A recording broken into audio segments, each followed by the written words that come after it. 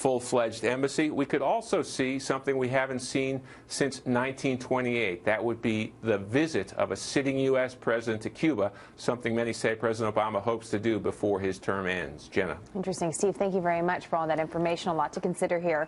This is a major change in policy from the George W. Bush administration, which kept the embargo and increased travel restrictions, all in the face of opposition from Congress, including from Republicans as well. Joining us now, Rove, who served as senior advisor and deputy chief of staff to President George W. Bush, a Fox News contributor as well. So, Carl, we may have to interrupt our conversation if the president does come to the podium. But a question for you. I'm struck by the timing on this. Here we are before the July 4th holiday, Independence Day for our country. This is the first time in 50 years that we're reestablishing ties with Cuba. What do you make of the timing? Why now?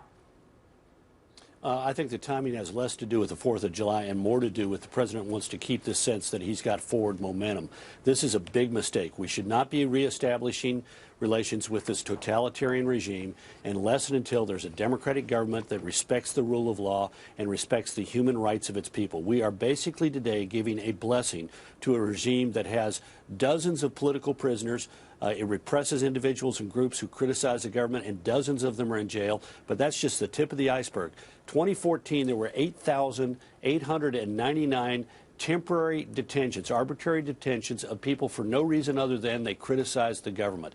They have a policy of travel bans. People cannot travel within the country of Cuba if they offend the government. There are separation of families. Families are separated from each other. Husbands and wives, relatives are separated and not allowed to have contact with others in response to somebody criticizing the government. And there is severe restriction on any freedom of political expression or freedom of speech in the country. And President Obama today is rewarding a regime that conducts itself in such a way. I'm curious what you think about this, though, Carl. President George W. Bush, as we mentioned, had very tough restrictions when it came to Cuba. He had to back off that a little bit under pressure from members of his own party. And so I wonder, for you, as you see Republicans oppose this current president, as well having opposed President George W. Bush on those tough restrictions, what's the right path here? Well, first of all, I was there. We didn't back off on anything. We modified a policy on humanitarian grounds in order to allow Cuban Americans to directly provide a slightly larger amount of money to support their families and relatives inside the country.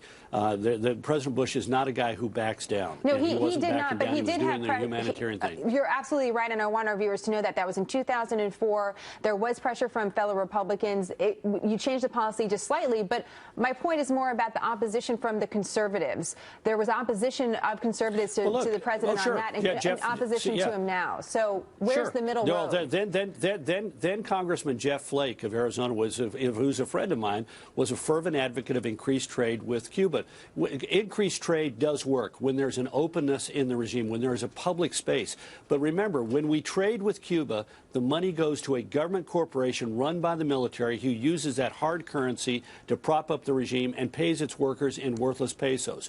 When an American goes to a hotel in Cuba and lies on the beach, the worker in that hotel is not working for the pesos that they get paid by the government. They're working for tips in hard currency, in Canadian loons or euros or dollars, because that's all they can survive on. The pesos are worthless. And so why? Because what happens is the government receives payment from an American or a European in hard currency and uses that money to prop up the security apparatus that dominates the country and pays its people in worthless pesos. So we didn't want increased trade. We allowed a little additional trade, but only in ways that helped help open up the market and create private enterprise in the country. Doing business with the Army doesn't necessarily create a market economy in Cuba. Your point's well taken.